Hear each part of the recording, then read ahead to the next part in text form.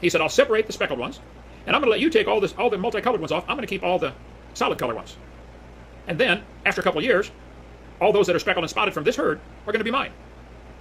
Laban thinks, I'm going to separate all the spotted sheep. You're going to have only the solid color, and you're going to take care of those, and only the babies that are spotted and speckled you're going to keep. Whoa, I can't lose on that deal. He said, I will pass through thy flock today, removing from thence all the speckled and spotted cattle and the brown cattle among the sheep, and the spotted and speckled among the goats, and of such shall be my hire. I'm only going to get these speckled and spotted ones. So shall my righteousness answer for me in time to come. When it shall come for my hire before thy face, every one that is not speckled and spotted among the goats and brown among the sheep, that shall be counted stolen with me. So if I've got any solid color ones, I stole it. He's starting off with a herd of solid color ones, or flock, or gaggle, or pride, or whatever they call it. Flock, okay. And Laban said, Behold, I would it might be according to thy word.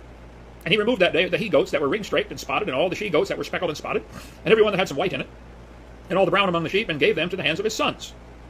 And he set 3 days' journey betwixt himself and Jacob fed the rest of Laban's flocks. There's a cool article on BibleFoundations.weebly.com about how sheep and some animals, they can see certain colors, and it influences their genetic code.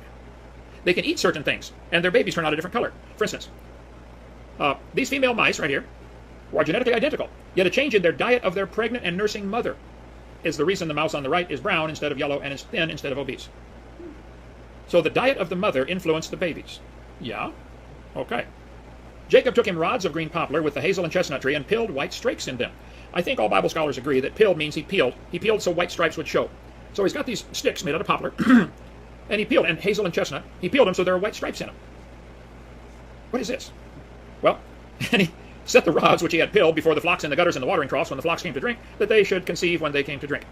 There are dominant traits in sheep and what are called recessive traits. Now this wasn't discovered and really documented until 1865. At the end of the Civil War, Gregor Mendel did a lot of research with pea plants. He was a Catholic priest, did a lot of research with pea plants, the dominant and recessive genes.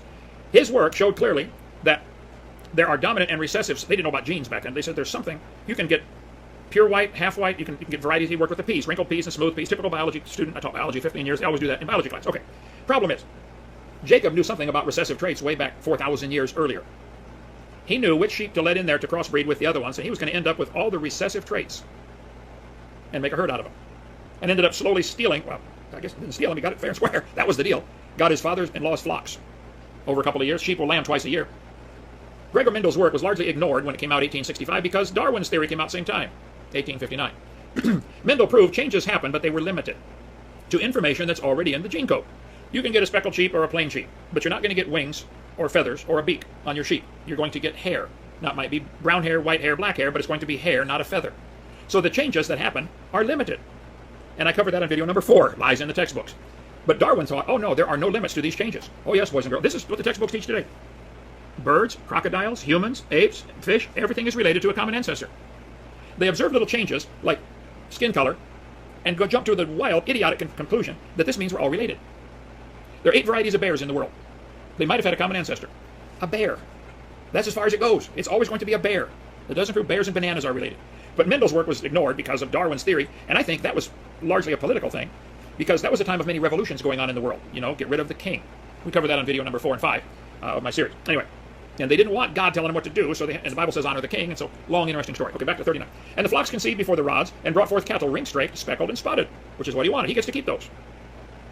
And Jacob did separate the lambs, and set the faces of the flocks toward the ring-straped, and all the brown of the flock in the flock of Laban, and he put his own flocks by themselves, and put them not in unto Laban's cattle. So he divided the solid color from the speckled and spotted. Because he slowly, over a period of a couple of years, got the whole flock to be his. And it came to pass, whensoever the stronger cattle did conceive, Jacob laid the rods before the eyes of the cattle in the gutters, that they might conceive among the rods. Strange verse, I don't understand it. I'm going to give you the 3 theories about what this means. I don't know. I'd like to know. I've thought about it for 49 years. I can't figure it out. But when the cattle were feeble, he put them not in, so the feebler were Laban's and the stronger were Jacob's. So here he is. Laban's all upset. Hey, what happened? I gave you a flock of all solid color sheep, and now you got all spotted. How'd you do this? You got all my sheep. Well, that was the deal. Keep in mind, Jacob is a trickster. So is Laban, by the way. Remember, he gave him the wrong woman for a wife? These guys are, they deserve each other as son-in-law and father-in-law, okay? They deserve each other. What happened? How come you got all the sheep and I got the feeble ones? So Laban is, what did you do to me? Now, here's the Hovind theory. Just the vision of the pilled rods was like an aphrodisiac to the goats and caused them to go in heat. That's one theory.